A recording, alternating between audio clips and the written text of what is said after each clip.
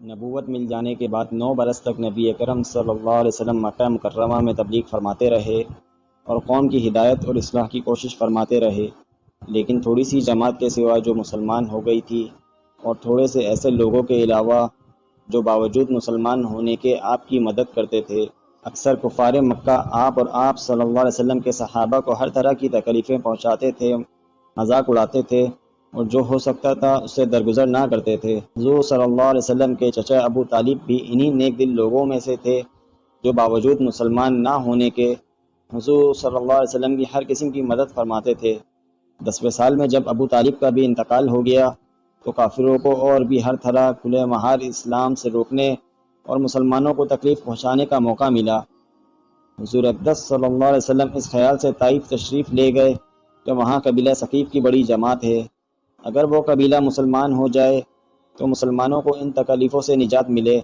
اور دین کے پھیلنے کی بنیاد پڑ جائے۔ وہاں پہنچ کر قبیلے کے 3 سرداروں سے جو بڑے درجے کے سمجھے جاتے تھے گفتگو فرمائی اور اللہ کے دین کی طرف بلایا اور اللہ کے رسول کی یعنی اپنی طرف متوجہ کیا، مگر ان لوگوں نے بجائے اس کے کہ دین کی بات کو قبول کرتے یا کم سے کم عرب کی مشہور مہمان نوازی کے لحاظ سے ایک نووارد مہمان کی خاطر مدارت کرتے، صاف جواب دے دیا اور نہایت بے رخی اور بد اخلاقی سے پیش آئے۔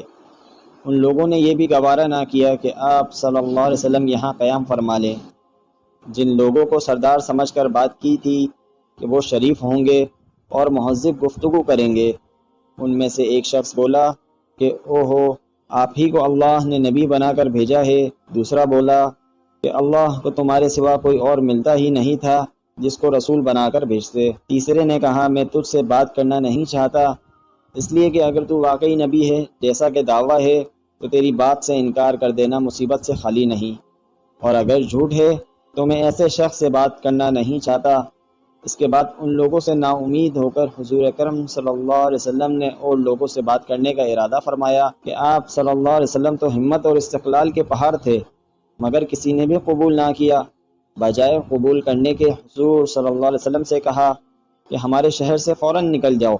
اور جہاں تمہاری چاہت کی جگہ ہو وہاں چلے جاؤ۔ حضور اکرم صلی اللہ علیہ وسلم جب ان سے بالکل مایوس ہو کر واپس ہونے لگے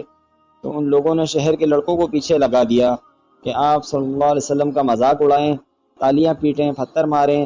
حتیٰ کہ آپ صلی اللہ علیہ وسلم کے دونوں جوتے خون کے جاری ہونے سے رنگین ہو گئے۔ حضور اقدس صلی اللہ علیہ وسلم اسی حالت میں واپس ہوئے۔ جب راستے میں ایک جگہ ان شریروں سے اطمینان ہوا تو حضور صلی اللہ علیہ وسلم نے یہ دعا مانگی، اے اللہ، تجھی سے شکایت کرتا ہوں میں اپنی کمزوری اور بے کسی کی اور لوگوں میں ذلت اور رسوائی کی۔ اے ارحم الراحمین، تو ہی ضعفاء کا رب ہے اور تو ہی میرا پروردگار ہے۔ تو مجھے کس کے حوالے کرتا ہے؟ کسی اجنبی بیگانے کے جو مجھے دیکھ کر ترش روح ہوتا ہے اور منہ چڑھاتا ہے، یا کسی دشمن کے جس کو تو نے مجھ پر قابو دے دیا؟ اے اللہ، اگر تو مجھ سے ناراض نہیں ہے تو مجھے کسی کی بھی پرواہ نہیں ہے، تیری حفاظت مجھے کافی ہے۔ میں تیرے چہرے کے اس نور کے طفیل جس سے تمام اندھیریاں روشن ہو گئیں اور جس سے دنیا اور آخرت کے سارے کام درست ہو جاتے ہیں، اس بات سے پناہ مانگتا ہوں کہ مجھ پر تیرا غصہ ہو یا تو مجھ سے ناراض ہو۔ تیری ناراضگی کا اس وقت تک دور کرنا ضروری ہے جب تک تو راضی نہ ہو،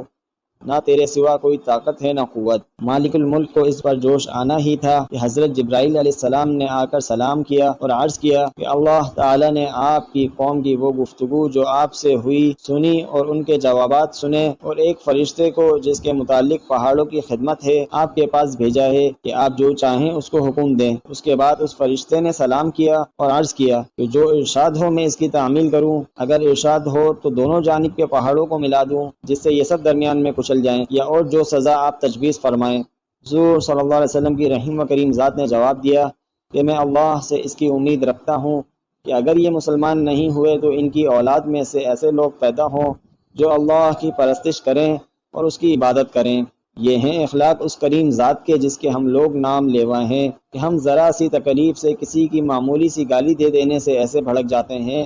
کہ پھر عمر بھر اس کا بدلہ نہیں اترتا، ظلم پر ظلم اس پر کرتے رہتے ہیں اور دعویٰ کرتے ہیں اپنے محمدی ہونے کا، نبی کے پیرو بننے کا۔ نبی کریم صلی اللہ علیہ وسلم اتنی سخت تکلیف اور مشقت اٹھانے کے باوجود نہ بد دعا فرماتے ہیں نہ کوئی بدلہ لیتے ہیں۔